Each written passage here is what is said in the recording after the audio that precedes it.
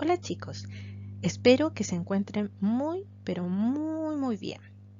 El día de hoy comenzaremos a revisar materia nueva, o por lo menos materia que conmigo no han visto.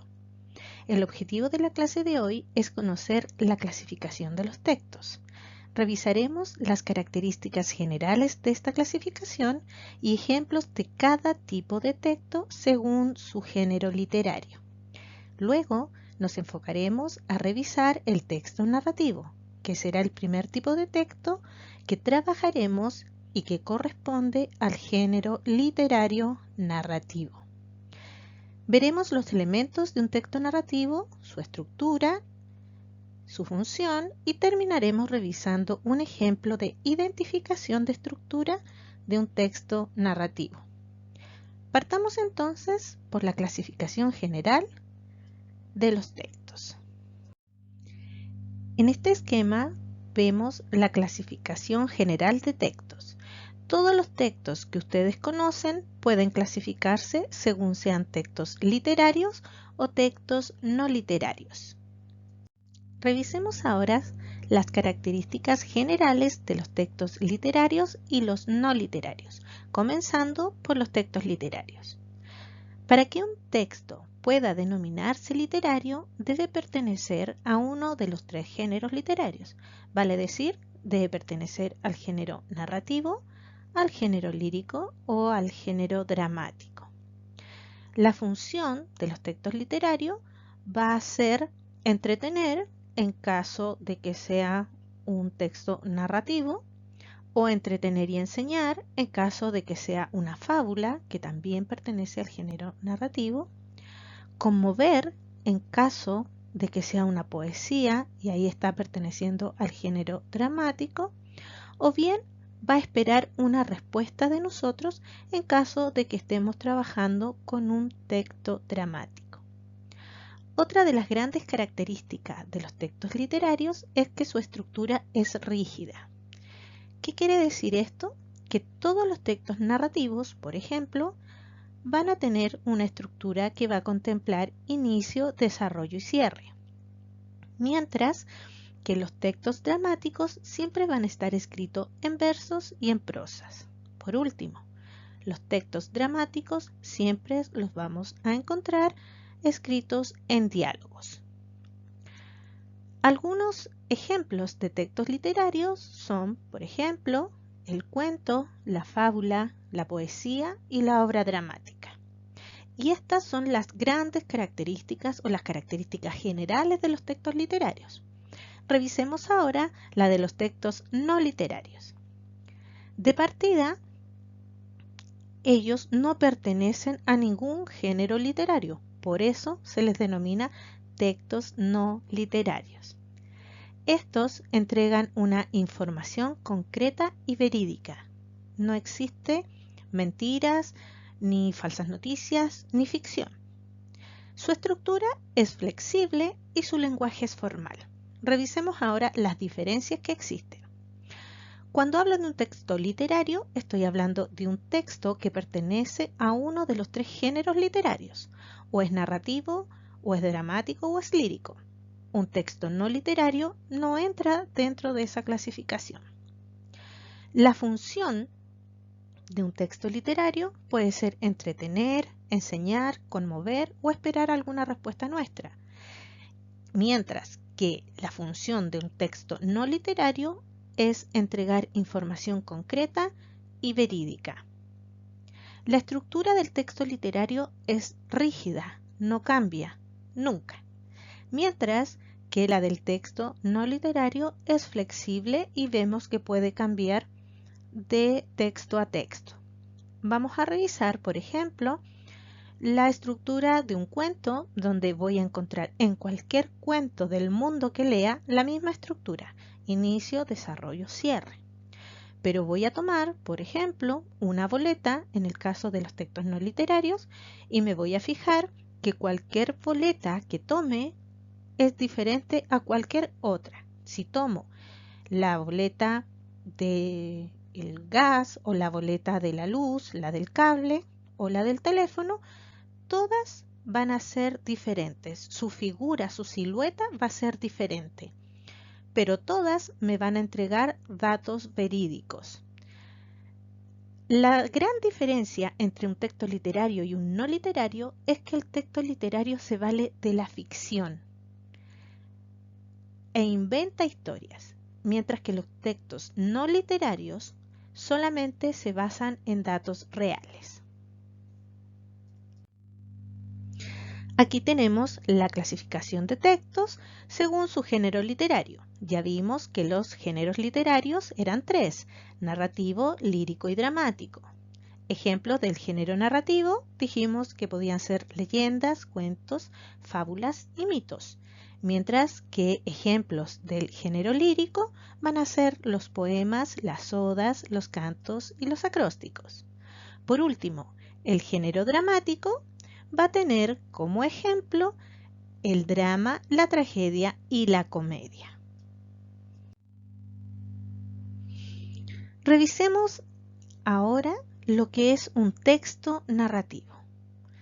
Sus características generales nos dicen que, en primer lugar, pertenece al género narrativo, que su estructura contempla inicio, desarrollo y desenlace, y que su función es entretener o entretener y enseñar, por ejemplo, en el caso de las fábulas. Todos los textos narrativos poseen elementos que hacen posible que se desarrolle la historia. Estos elementos son, en primer lugar, el narrador, que es quien nos cuenta la historia y que nos narra los hechos que viven los personajes, las acciones, que son esos acontecimientos que se desarrollan en la historia. Mientras que en los personajes vamos a encontrar personajes principales que se subdividen en protagonistas y antagonistas. A estos les van a ayudar los personajes secundarios. Y por último vamos a encontrar a los personajes terciarios, que tienen más bien una posición estética dentro de la obra, ya que su presencia o su ausencia es irrelevante para el desarrollo del texto. Sin embargo, a veces aparecen, muy pocas veces, para darle más claridad al texto o para hacer que el texto se vea mejor, se vea más bonito. Volviendo a los elementos del texto, vamos a encontrar el espacio físico. Este espacio físico se refiere al lugar donde se desarrolla la historia. Por último, encontramos el tiempo. Y el tiempo puede señalar dos cosas: el momento cronológico y una descripción del clima en el que se desarrolla la historia. Un ejemplo de momento cronológico es aquel que te menciona el momento del día o la estación del año en que ocurre la historia. Por ejemplo, si yo te digo, fue en otoño cuando Marcos conoció a Andrea, estoy mencionando un momento cronológico. Pero si te digo, érase una vez en una noche lluviosa que Martina salía de su casa, me estoy refiriendo a la descripción del clima donde se va a desarrollar toda la historia. Veamos ahora la estructura del texto narrativo. Recién dijimos que la estructura de todos los textos literarios son, ¿cómo eran? Bien, son rígidas, no cambian. Y en el caso del texto narrativo, cuenta con un inicio, un desarrollo y un desenlace. En el inicio vamos a encontrar a los personajes, el espacio físico y el tiempo, pero jamás encontraremos acciones relevantes. En el desarrollo se van a desenvolver los personajes y se van a desarrollar las acciones. Vamos a encontrar el objeto del deseo, el nudo o conflicto. Por último, en el desenlace se soluciona el conflicto para bien o para mal de los personajes y se termina la historia.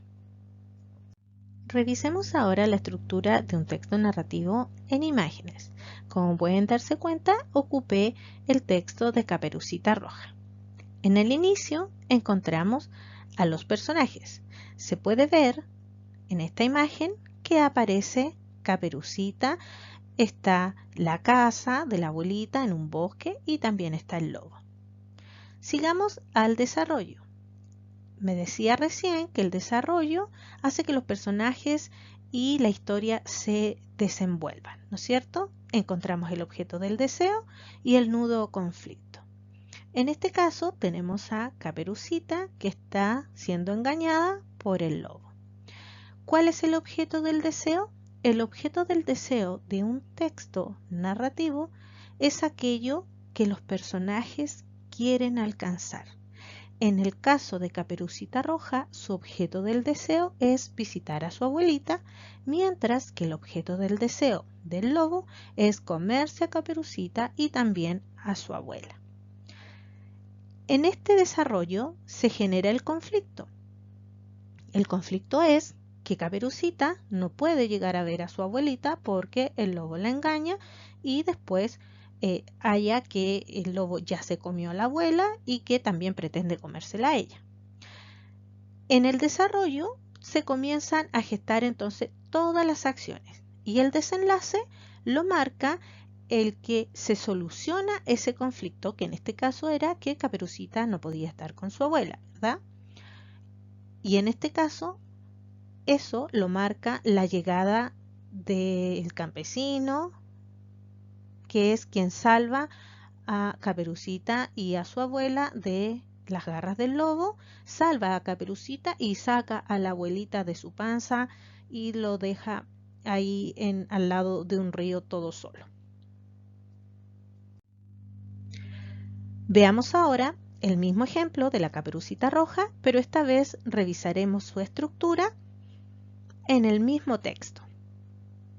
Yo escribí una adaptación del cuento y lo dividí por colores.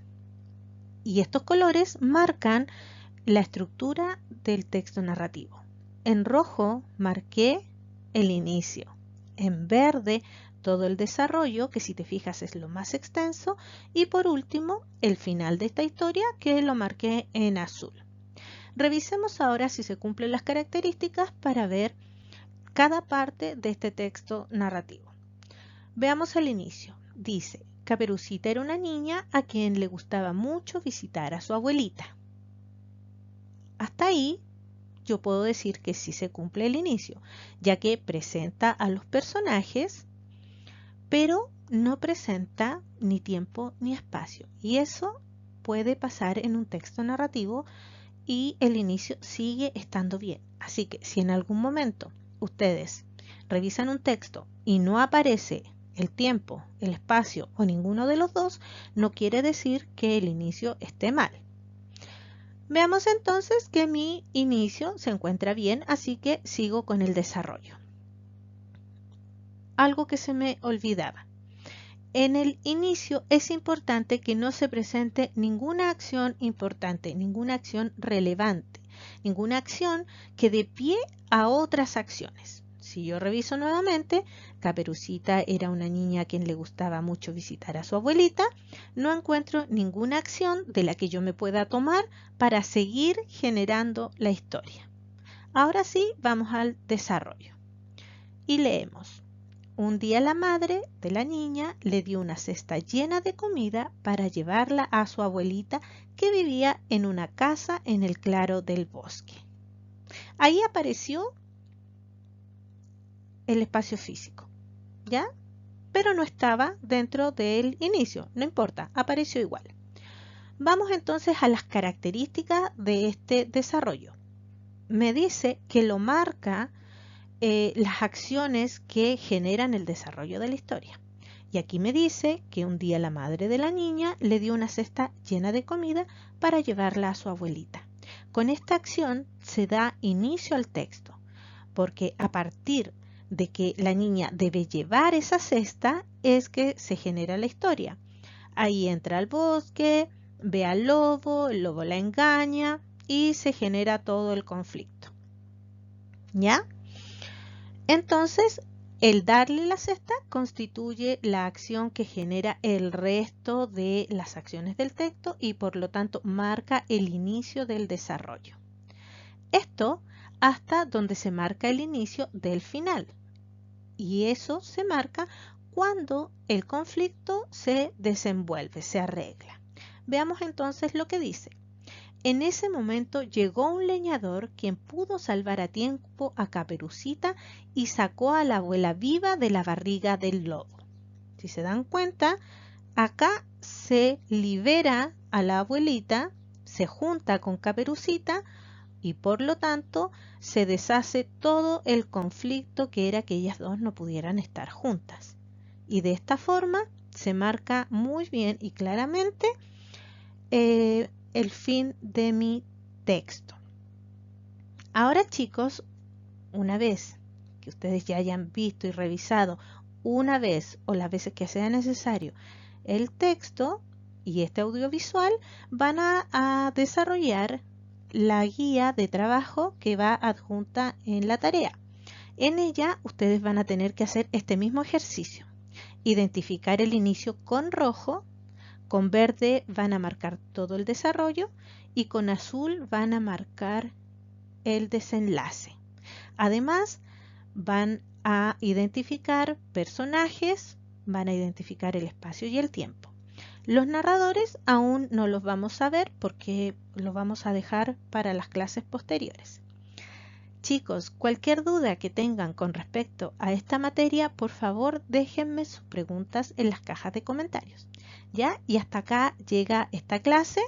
En este ejercicio no se van a demorar mucho, cuando mucho 5 minutos, así que completen la guía y la envían para su retroalimentación.